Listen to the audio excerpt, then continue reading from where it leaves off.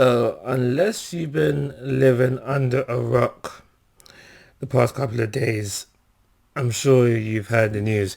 And this video is not supposed to be that video. No, it's not supposed to be that video. It's not reporting the news. Because like I said, you already knew it. But what you don't know is how sorry, I'm not funny. How Akira Toriyama. I don't know why I'm stumbling on this name. I promise I know it. I promise I'm a fan. I'm a fan. Seriously. Akira, Akira Toriyama has essentially just affected my life. So like I said, I'm a fan. I'm a fan. Everyone has their gateway anime. And for me personally, it was Dragon Ball Z.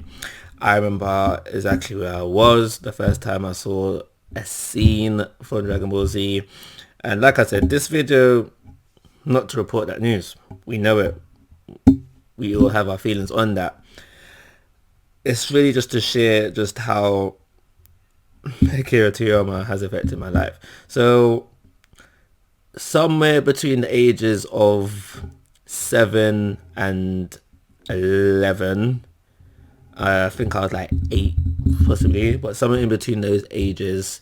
I was going to say school years, but obviously we're all from different countries.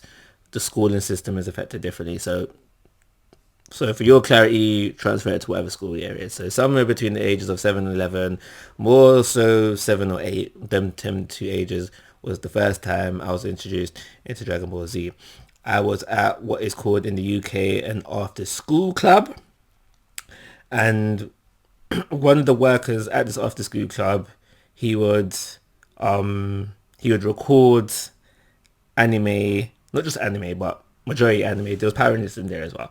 But yeah, mostly anime on, for what some of you may not know, on a VSH tape. Was it VHS tape? Proper old school. Before DVDs, before Blu-rays, before that. You know, you stick the tape into the TV in the VCR slot, and you can record things that came on TV. Yeah, proper old school. But yeah, he would do that for us, record, and then bring it in back to the office school club for us to watch while we had our snack. And yeah, it was good times. It was good times. I said, trust me, it was good times just to be able to sit around and be with your friends while you watch anime. I've actually literally just remembered what that was like, because nowadays, just me and my ones, me in my room, in my laptop, with my laptop, sorry, just watching whatever anime I decide to put on. And yeah, wow, yeah, just remembering now that, like, experiencing like all the hype moments, it was really just with your friends. Wow. But yeah, anyway, I'm rambling. First moment of Dragon Ball Z I actually did see was it was on when Goku was on Snake Way. I can't remember if it was going through or coming back. I think it was coming back. I think it was when he was flying back. That's the first thing I remember of Dragon Ball Z seeing. I was like, oh my gosh, this is amazing. What is this kind of thing? And I just got into it from there. So I was a fan of Dragon Ball Z, and that was my gateway anime. But it wasn't until really much later on I realized what anime and manga is. And for me personally, Dragon Ball, like, see, Dragon Ball Super. Well, GT didn't get a manga, but you know what I'm saying. It would always be an anime. I know it's there. I know show was a thing. I don't know if it's still gonna continue to be a thing. But when it came to Dragon Ball as a whole, it was just strictly anime, because that's the way I was brought up on it. But Dragon Ball Z and just Dragon Ball series as a whole, like I said, that's probably, obviously I did watch it at home with my brother, but the majority of the time it would have been in this after school club, like with all my friends, with just so many different people. I kid you not, like you'd have like Um, I don't know actually, but at least 20 to 30 people in this after school club, just all sitting around, just all different type of tables, like, eating our sandwiches, drinking our hot chocolates. Well, that was me. That was me, definitely, with the hot chocolate. That was me all the time. And just with your friends around the table, just watching Dragon Ball Z. And now that I'm thinking about that right now, that just sounds amazing. I remember, again, in the after school club and at school as well, just be in the playground, just pretending to be Dragon Ball Z characters. I have this one friend. I had this one friend. I have this one friend. Again, this is back at the after school club. And when he got angry, he literally went through like transformations. Literally, he would be there acting like turning Super Saiyan and just going for it. And this is when he's legit angry at us, trying to beat us up, kind of thing, and he would go through that. But even if it was serious matters or just for a joking matter, just reminiscing about Dragon Ball Z, we would do that in the after school club, in the playground as well. I remember when I was one, I remember one time at school. So in the playground at school now, and I remember, I don't know how serious it got, but from my memory, I remember it being quite serious, where I had the argument about about the correct way to do a solar flare. Because obviously the standard solar flare, as you do, but I think there's one instance, I think it's in the Namek saga where Krillin does it like this, and I remember my one of my classmates arguing, but but me and I think maybe a couple of other people as well was like, no, it's like this, bro. But essentially, yeah, there is that one moment in the Namek saga you can do it like this, and I remember as well. So I used to be a street dancer. I'm sure you know what that is. But I remember being in lessons. I remember was in the middle of learning this one routine, and it was to Missy Elliott's "Get Your Freak On," that song. And how our dance teacher had us, she had us like in line. So like obviously like this. So the taller people are behind the shorter of the people. Obviously, I'm not that.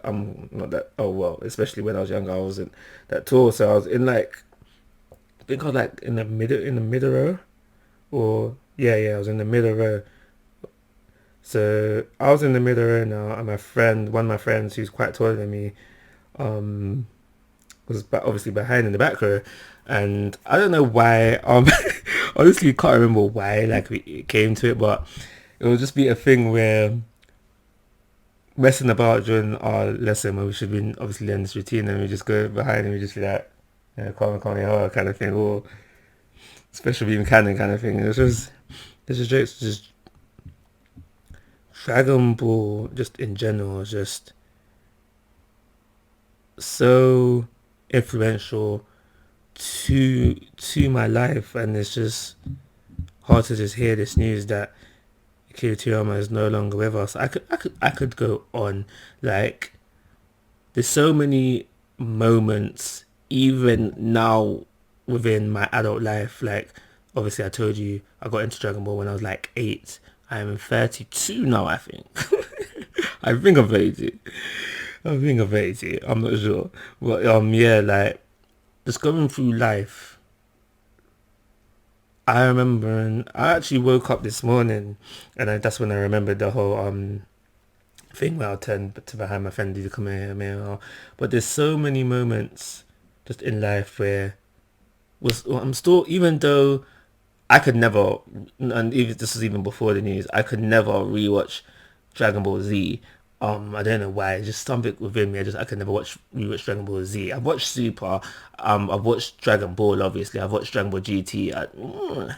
I should go back and rewatch that because I don't like really remember it. Obviously, I remember bits and pieces of it, and this is what I'm talking about. There's so many. Even now, there's so many things that's just always here. I would never forget the first time I saw the Super Saiyan transformation, and for me personally, it was a thing where the Namek saga was the longest ever saga to finish, because it would get to a certain point and then Tsunami.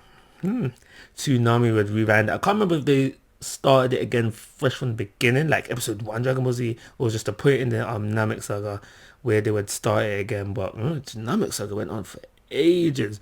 But I would never forget seeing the Super Saiyan transformation for the first time. I will never forget Super Saiyan 3 transformation when that debut. And this what it means to go even further. You know, I'm talking about that bit right there. And that long, and the transformation itself, when you see like Kid Goku, and then it goes back to Zaru and just all the, just there's so many things I can't remember. I will never forget, rather. It's just, and Gotenks, my second favorite Dragon Ball series character. Ta-da! Do you know how many times in real life I've gone through that? Even just like by myself, I might just go ta-da! Ho! Randomly, just for no reason, because it's just so influential. Another thing as well, I work out. I'm not gonna try to say, I go gym every day, just, but I keep it simple. On body weight stuff, calisthenics, I think the word is, and I used to do that with my friends. Now it's more so a by myself thing, because obviously I don't have. When you become an adult, you don't have time for your friends. When you become an adult, you don't have time for your friends. But no, on all seriousness, yeah. So, but what I'm getting at here is that when we was looking for inspiration, to be stronger, we always turn to, I want to be a Saiyan. We always turn out. So there'll be occasions where, for example, I don't see my tens for a period of time, but when I do see them, I'll be like, "Yo, you just look like you came out of the hyperbolic time chamber." There's always have been Dragon Ball reference thrown in there when possible. And I'm not saying that we don't reference other anime, other manga. We do, but it's the Dragon Ball ones that I always personally think will always hit harder or hit home now and forever, more so than, for example, One Piece. I don't think I've ever said it to a friend, but I've always referred to. Do you remember that moment? You might not be a One Piece fan. There's a moment where One Piece said, where Whitebeard says to teach you, "You're not the one gold D Roger's looking for." I'm pretty sure I've used that in real life. Is that you're not the one gold D Roger's looking for. And I think one of my friends has said that as well. But when I say it, I mean like, in the terms to the one like your soulmate, if you will. So like, I'll be like, I might refer to it as I'm referring to a girl. You're not the one that Goldie Roger was looking for. But yeah, something like that. See, just saying, it doesn't make sense. But Dragon Ball ones would always make sense, and they would just always hit harder than they do in real life. But yeah, Kid Goku, my favorite, or at least definitely one of my favorite anime and manga characters of all time.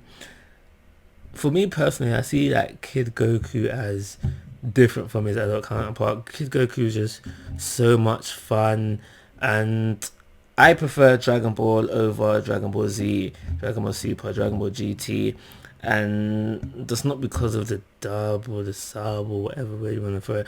I personally see, might be an unpopular opinion, but I personally see the fights in Dragon Ball more exciting than the ones in Z, especially after the Namek saga. I just found them was enjoyable. So Dragon Ball will always be my number one. Z, not close second, but second. Like I said, I can't really remember GT. I'd have to watch it again, but GT Super. They're good as well. Like they're all like I can't hate, like obviously people hate on GT, but say it's not canon, whatever. But I can't hate, because at the end of the day, Super Saiyan 4. No, I'm joking. But at the end of the day, like, it was all birthed from because of Akira Toriyama. Without him, there'd have been that. And these are the ways that I enjoyed my childhood. So I can never fault them. I could probably watch them again now, and being a YouTuber now, I'll probably be comb through it with a fine tooth comb. But I could never. I could never, because they brought so much enjoyment to my childhood. Akira Toriyama, you've brought so much enjoyment to my childhood. And I guess that's everything I wanted to say. Yeah. So that's everything I wanted to say. I think I've had a nice little ramble. Uh, but I just wanted to share just how Akira Toriyama influenced my life. I would like to know your side of things. How did it affect your life? Maybe it didn't. Maybe you didn't even know. In all honesty, I found it very hard to believe that you did it. You've never heard of Dragon Ball and Goku. I'd be like, where have you been, bro? But maybe you haven't watched it, and that's fine. That's fine. Maybe it was before your time and you haven't watched it, but that's fine. But I'm not gonna say you need to, but you should at least know that it's affected. This news has affected a lot of people, and it's not bragging to say that without Dragon Ball, probably one of the real favorite series, it wouldn't be in existence or to the same caliber if it wasn't for Dragon Ball. So respect, homage, praise, gratitude, all that good stuff. Akira Toriyama, honestly, he does deserve it. He does. So yeah, my condolences to Akira Toriyama's friends and family. Akira Toriyama, thank you for everything you've done. Everything you've done. Thank you. You made my childhood enjoyable. You have definitely helped shape me into the man I am in now. So thank you for all of that. And may your soul now rest in peace.